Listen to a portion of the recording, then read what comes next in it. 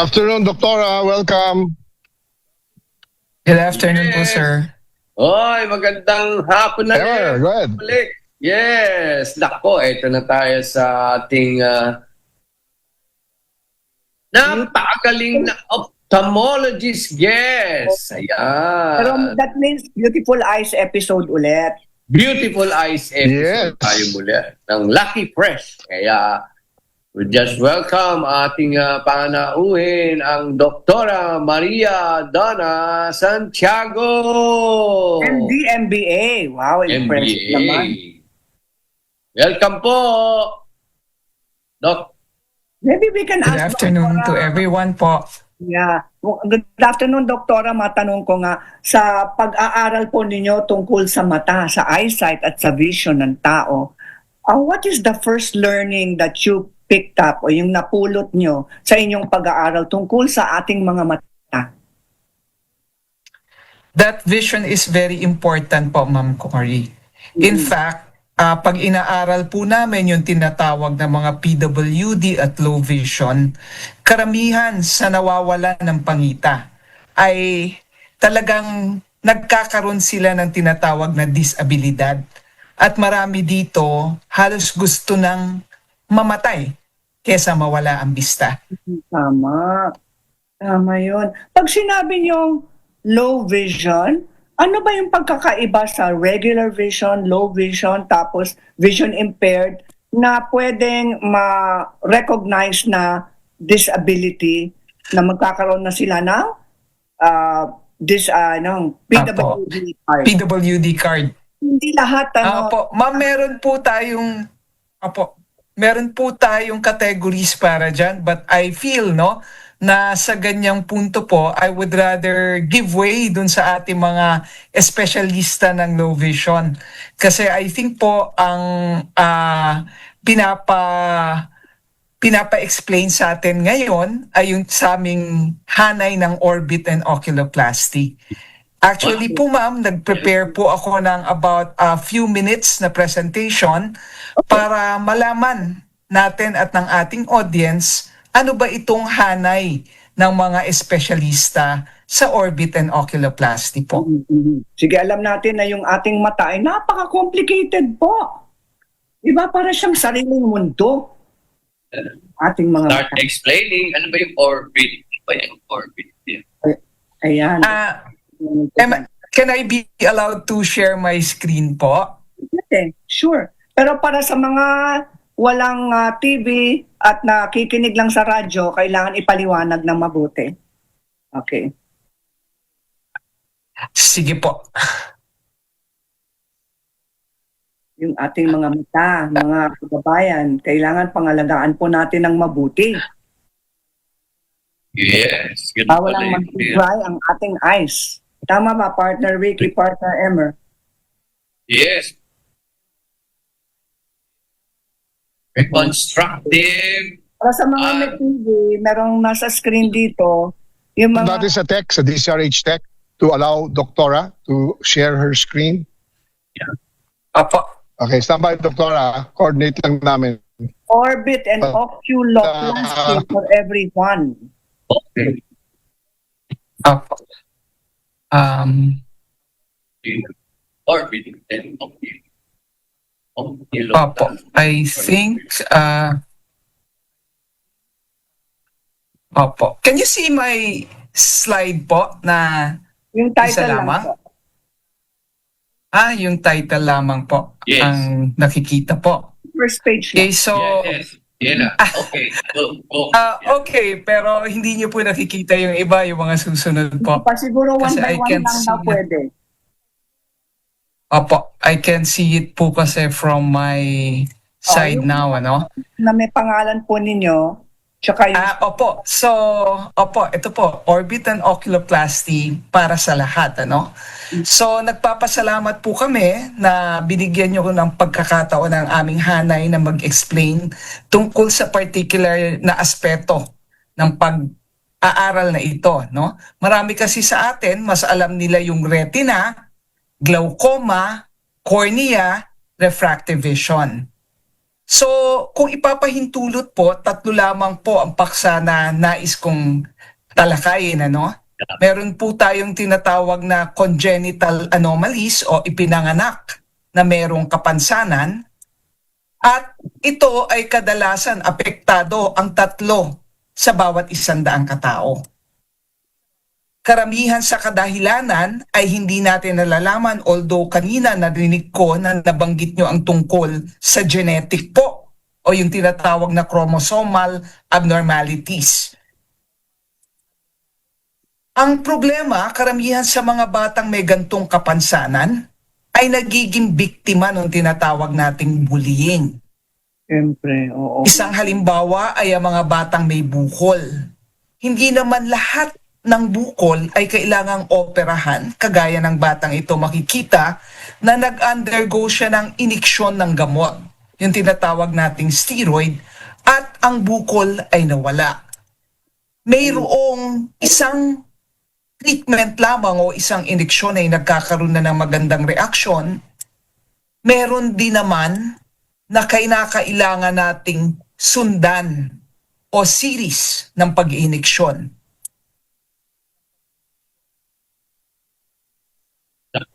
Hindi isahan na treatment lamang. Meron ding mga ipinanganak na tinatawag nating kirat. So maliit ang kanilang mata at madalas sila ay natutukso.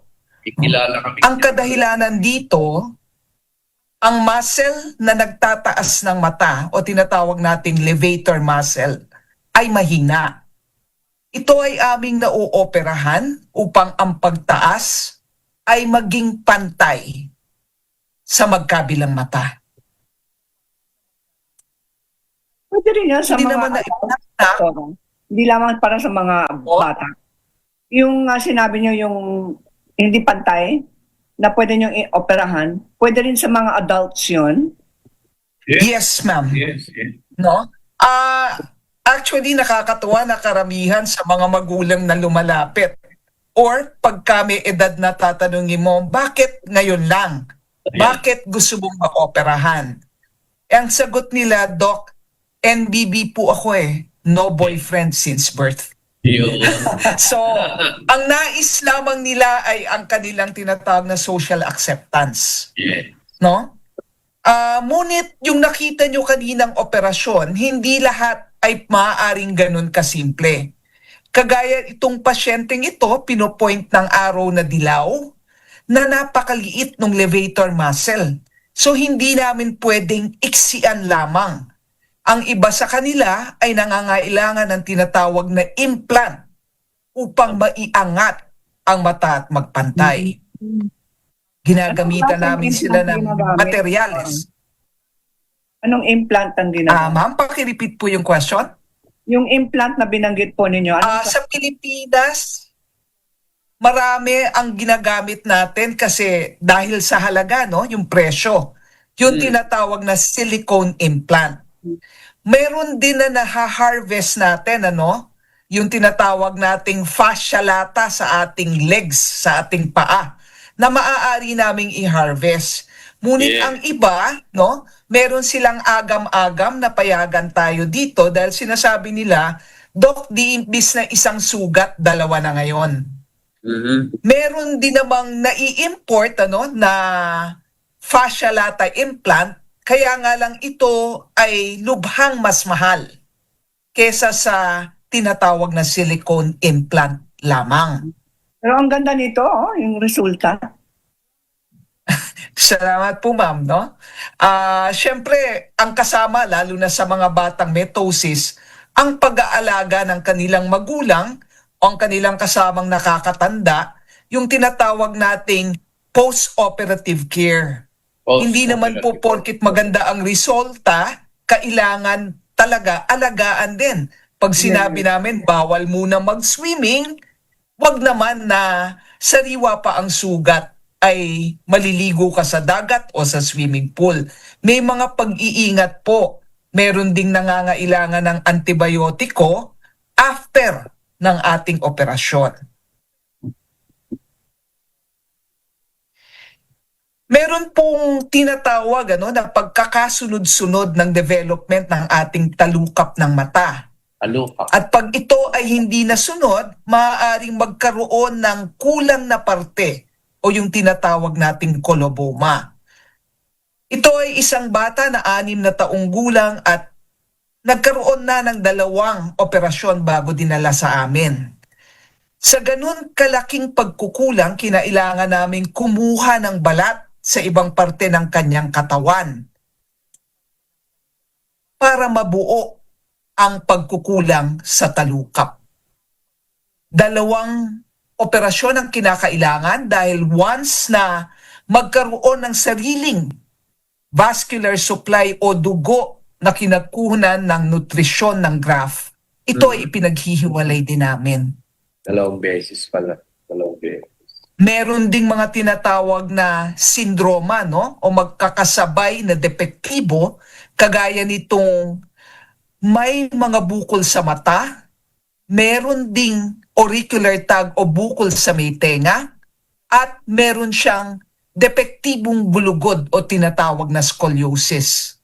So, itong mga pasyenteng ito, na-ooperahan din natin, lalo na kung nire-require sa kanila ng kalibang trabaho, nakaka-distract na tinitingnan, lalo na nasa front desk sila o ang kanilang trabaho ay marketing.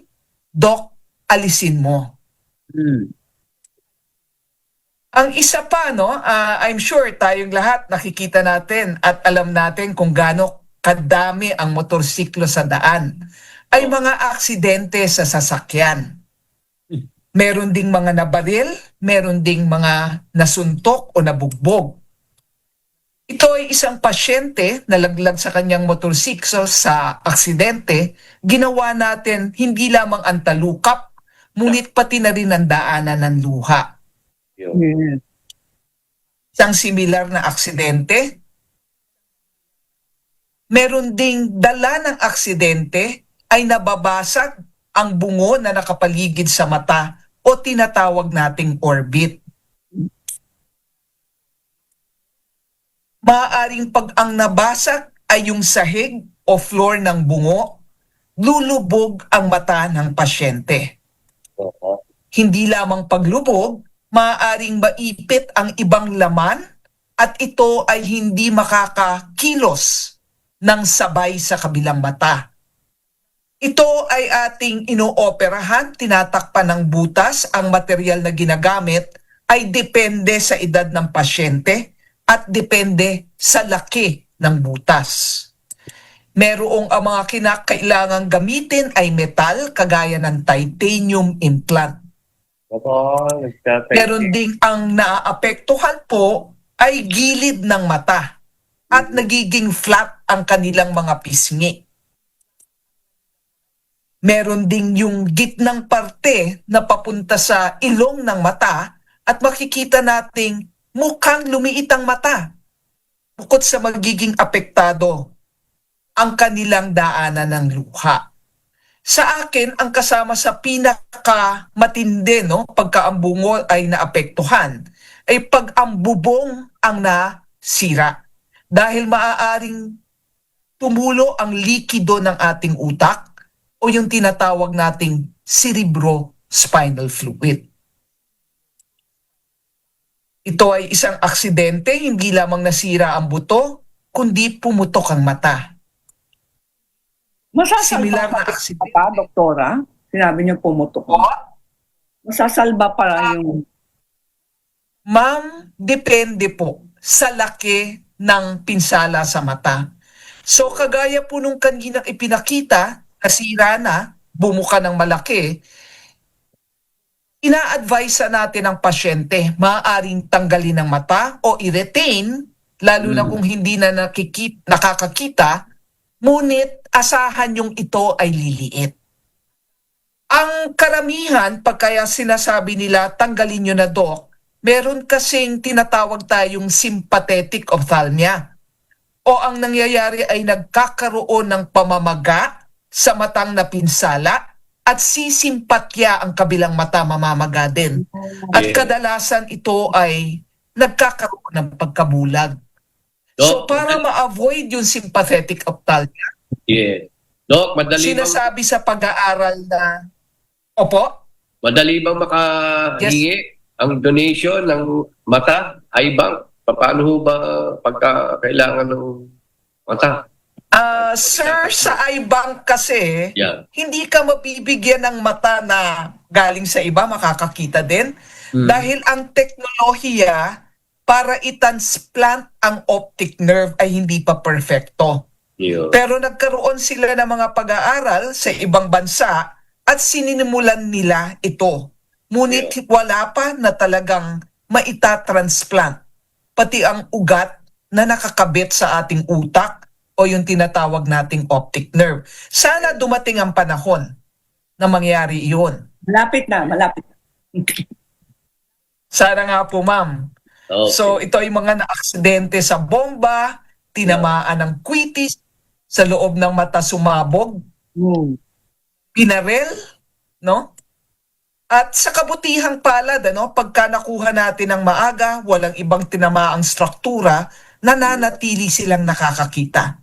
At nakakuha natin ang bala ng buo. Yo. Yes, parting words, At ma'am. isa pa, po, Yes, ang ganda, ang ganda. Ano ba yung mga parting words natin? Ba? Dahil, opo, ang parting words po natin, sir, pag nakakakita tayo ng ganito, kasama na dyan yung mga biktima ng violence against women and children, Violence. isipin natin na meron tayong mga doktor sa iba-ibang ospital na maaaring puntahan at tayo ay matutulungan. Marami Sorry. tayong espesyalista o dalubhasa po. Huwag kayo sa Volunteers Against Crime and Corruption, ang VACC. yeah. Yes, Yes, nako, ma'am. galing. Nako, maraming informasyon na nasagap tayo ngayon. Napaka-informative po, Dr. Santiago. Saan po kayo mapupuntahan o yung mga ating nakikinig gustong Siguro, sir, i-search na lang po natin sa internet kasi mahirap naman ho na parang nag-a-advertise po tayo.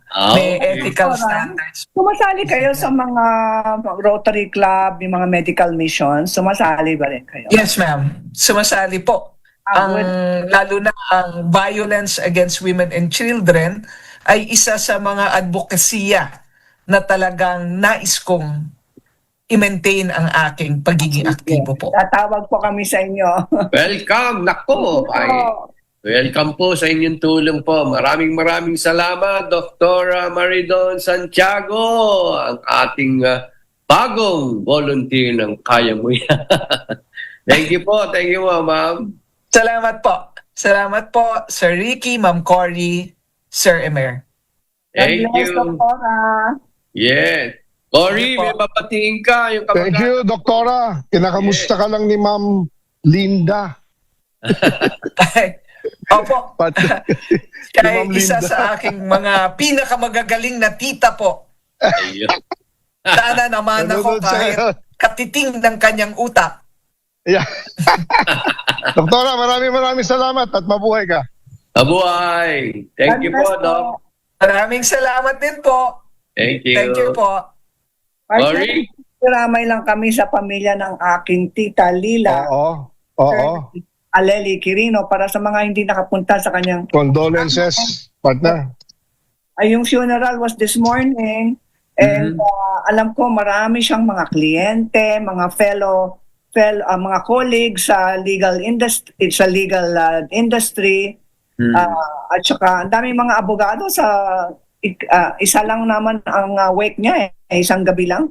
Ang daming mga abogadong dumating at dumalo sa kanyang lamay. So maraming salamat po sa lahat ng mga dumalo at nagdasal para sa kanya, para sa peaceful transition ni Attorney Aleli Lila Quirino. Yes. Nakikiramay Okay. rin po Joey De Castro para kay Esperanza Bayot or Oo. Kiramay po, Joey. At saka yung pamilya Yes. ni Pael Bernabe. Nakikiramay Pael po kami Bernabe, sa yes. kaklase namin. Kabatch Yes. namin si Pael Bernabe. At saka kay Lolit Solis, ano? Uy, Oo, manang. nako. Kasi Oo. nakikiramay din po kami. Oh yes. Naku, nakikiramay. Okay. Malaking tulong po yan nung nasa show business po kami nila Kuya Randy. Nakikiramay po kay Manang Lolit. Yes. And syempre, Okay, Joey Emma. Sebrero also. Nakikiramay Oo, kami. yung anak ni Masama Joe. Alright, Emer. Yes. Nako, what a wonderful day again dito. Huwag nyo kaming balikan niyo po kami next week. Kami po ang inyong mga bayani ng Kaya Mo Yan dito lang sa Ang paboritong Is show, Rich. Sabado, ang Kaya Kaya. Mo Oh, Yan. yan. Yan. Bye. Mo Yan.